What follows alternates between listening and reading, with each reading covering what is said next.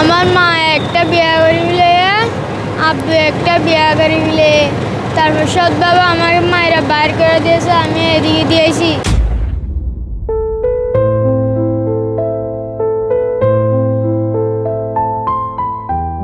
মাত্র ৯ বছর বয়সী ছোট্ট শিশু আবু বকর সিদ্দিক একা বসে অঝরে কাঁদছেন কমলাপুর রেল স্টেশনের এক কোণে।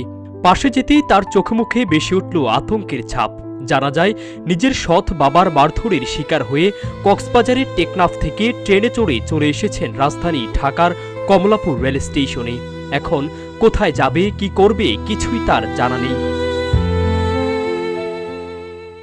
আমার মা একটা বিয়া করে মিলে, আব্বু একটা বিয়া করে মিলে, তারপর সৎ বাবা আমাকে মায়েরা বাইর করে দিয়েছে, আমি এদিকে দিয়েছি। এখন কোথায় যাই সেটা আমি জানি না। আজকে এখন পৌঁছেছি ট্রেনে করে 9 বছর। RICL TMX, যুগের পর যুগ স্থাপনা থাকে মজবুত।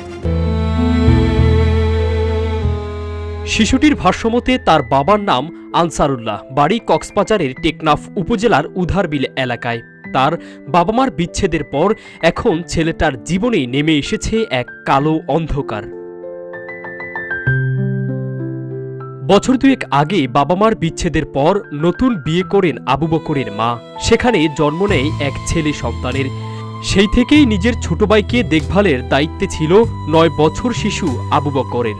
গত দুদিন আগে নিজের ছোট ভাইকে কোল থেকে ফেলে দেওয়ার অভিযোগে সৎ বাবার মারধরের শিকার হয় ছোট্ট এই শিশুটি।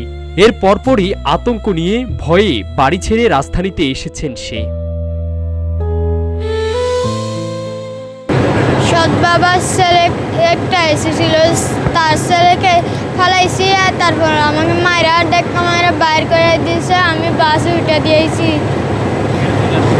এখন কোথায় যাবা কিছু জানো না? না তোমার আম্মু তোমাকে খুঁজবে না? না,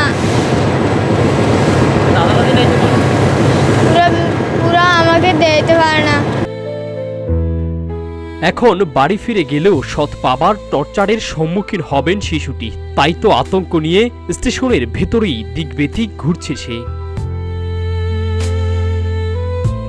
মাহবুবুর রহমান জিসান, রূপালী বাংলাদেশ, ঢাকা।